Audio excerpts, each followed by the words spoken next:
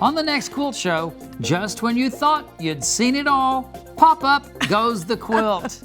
Wait till you see the dynamic and dimensional quilts of Mary McCauley. She will show you how to make the most common pop-up stair step in fabric.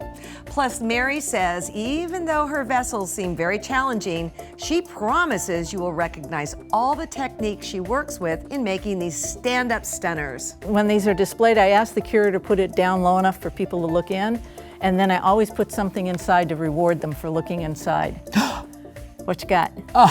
Mary's coming off the walls and coming up with all sorts of creative ways to quilt. Plus, don't miss Ricky's One Margarita log cabin. Cheers! This show is abuzz with possibilities. And we're sharing lots of extra laughs. Join the party. Only on thequiltshow.com.